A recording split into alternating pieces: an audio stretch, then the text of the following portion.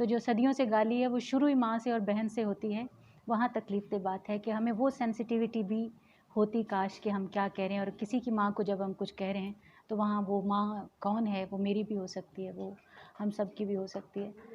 تو یعنی ہمارے ہاں گالی گلوچ ہی یعنی اس میں جس میں عورت گھر میں بیٹھی اس کا کہیں حصہ نہیں، اس کو پتہ نہیں، اور وہ یاد کی جا رہی ہے. ٹھیک ہے، بہت تکلیف دہ بات ہے. میرا سوال یہ ہے کہ جنوبی پنجاب میں according to my information video میں ہوتا ہوں کہ وہاں عورتوں پر بہت زیادہ ظلم و ستم ہوتا ہے. ان کی وراثت ہے، ان کے حقوق ہیں، بیسک رائٹس ہیں، اس کو بھی وائلیٹ کیا جاتا ہے. وہاں ڈومیننسی آتی ہے میلز کی. تو وہاں پر بھی خواتین ہیں، وہ بھی کچھ حد تک اسکولوں کالجوں کی تعلیم حاصل کر لیتے ہیں، آگے تعلیم کا ان کا مسئلہ ہوتا ہے.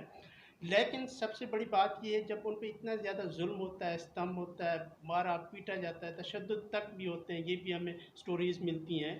تو اس کے باوجود وہاں لکھنے کا یہ فکری تحریری رجحان کیوں کم ہے؟ اس کی کیا وجوہات ہیں؟ اور آپ اسٹرگل کر کے اسلام آباد تو آگے، آپ تو یہاں پہ لکھنے کی آزادی سب کچھ ہے، تو اس بارے میں تھوڑا سا بتائیے گا.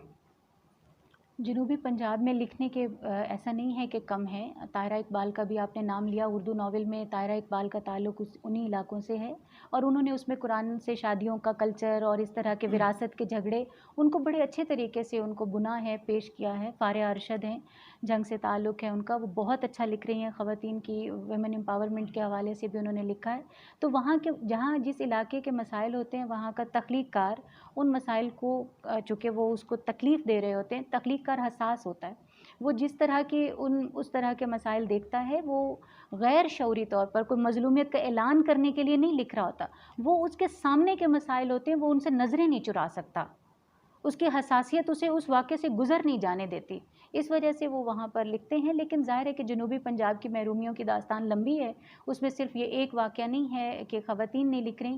ہمارے ہاں وہاں پر جو پڑھنے لکھنے کے، یا آج میں اسلام آباد میں بیٹھی ہوں تو میں نے ایک کیا کھویا کیا پایا، اس کا میں خود اس کی شاہد ہوں.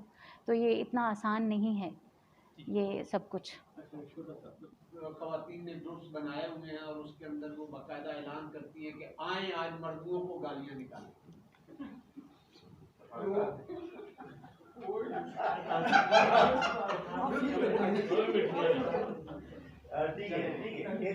اور پھر اس کے بعد چلیں ٹھیک جو کچھ ہمیں وہاں دیکھنے کو ملتا ہے، یقیناً ایک خواتین کا ریئیکشن صدیوں سے، زمانوں سے جو کستی چلی آ رہی ہیں، جو سلسلہ ہے وہ سارے کا بڑا سارا دلچسپ جواب میرے دماغ میں آ رہا ہے، لیکن بہت بیک گراؤنڈ جو ہے وہ ہماری سمجھ میں آتا ہے. آپ جیسے اساتذہ نے ہمیں وہ سکھایا ہوا ہے، بتایا ہوا ہے. لیکن ہم جب بین الاقوامی سطح پر عورت کا جو رویہ ہے فیمنزم کے حوالے سے دیکھتے ہیں، اور ہمارے معاشرے کی عورت کا جو رویہ ہے عمومی طور پر، چند بہت نفیس خواتین بھی ہیں جو بہت اچھے طریقے سے فیمنزم کو سمجھتی ہیں.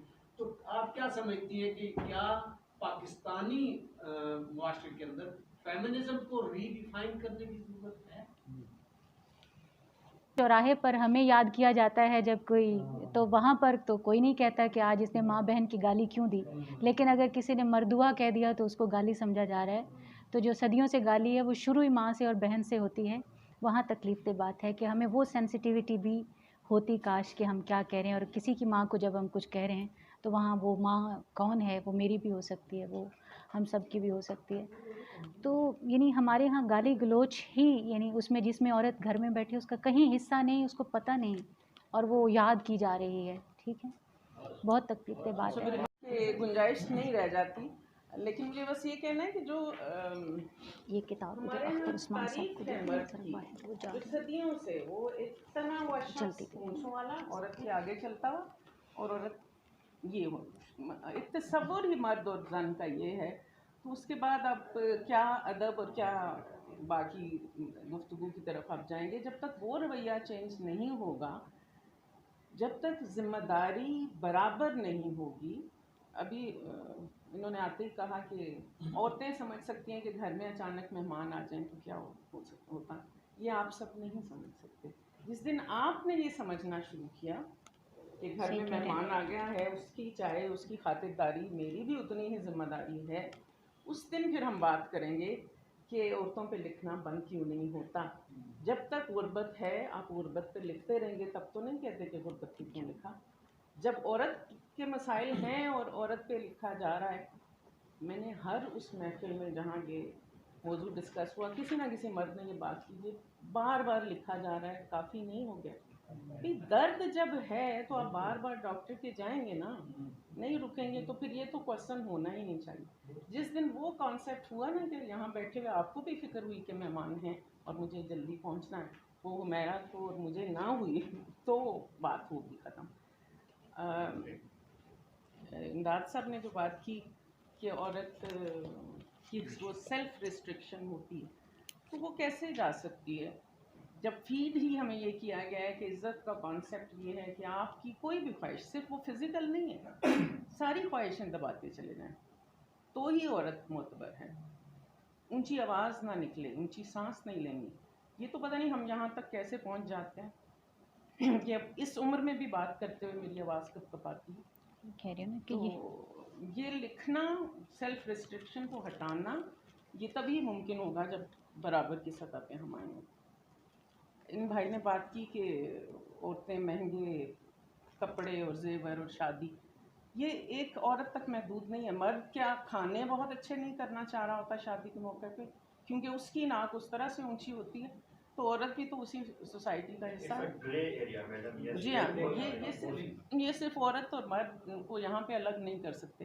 جس دن ہمارا فخر بدل گیا نا, ہمارا فخر ہے خرچ کر کے دکھانا, تو جس دن وہ بدل گیا تو عورتوں کے مہنگے ڈریسز بھی کم ہو جائیں.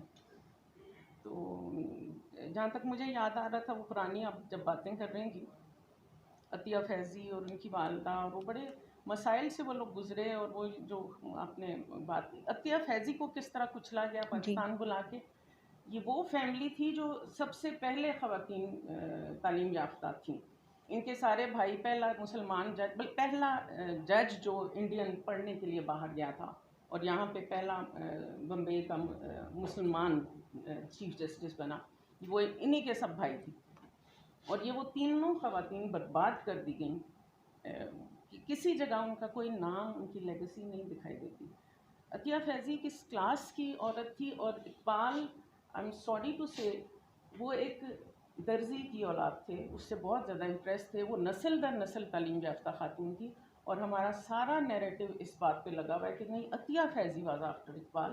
اور اگر آپ یہ بات کر رہیں گے کہ ایسا نہیں تھا, شبلی کی حیات معاشقہ, شبلی کی حیات معاشقہ شبلی کو تو آوارہ گرد اور لوفر قرار دے دیا, کیونکہ شبلی نے بات کی تھی کہ عورتوں کو آزادی ہونی چاہیے اور ان کی تعلیم, اور وہ متاثر تھے. زہرا بیگم جو عطیہ فیضی کی بہن تھی, ان سے بہت متاثر تھے ان کی روشن خیالی سے, اور انہوں نے یہ مکتوبات میں لکھا, تحریروں میں لکھا. شیخ عبداللہ کے ساتھ مل کے جو پہلا اسکول بنایا گیا, اس میں عطیہ فیضی کی بہن زہرا بیگم اور شیخ عبداللہ اور تیسری خاتون کا میں نام بھول گئی, تو یہ سب خواتین تھیں. بیگمات بھوپال نے بھی سپورٹ کیا اس میں, بیگمات تو اس کے بھوپال. بعد شبلی کو آوارہ اور لوفر کا لفظ باقاعدہ ان کے ساتھ استعمال کیا گیا, کیونکہ انہوں نے عورتوں کی تعلیم کی بات کی تھی. تو یہ رویے تو ابھی تک ہیں اور چلتے رہیں گے. جو مزاحمت, ہاں جی, ابھی آپ نے بات کی تھی کہ آج کی عورت زیادہ مظلوم ہے یا نہیں. مجھے یہ لگتا ہے کہ فرکشن بڑھ گیا. آج کی عورت اویئر ہو گئی, اور وہ جانتی ہے کہ اس کے ساتھ کیا ہو رہا ہے, تو ظلم اس لحاظ سے شدید ہو گیا. پہلے کی شاید وہ اتنا اویئر نہیں تھی, اتنا جان نہیں پاتی. اچھا پوائنٹ, بہت اہم پوائنٹ, بہت اچھا, بہت ایکچوئل بات ہوئی.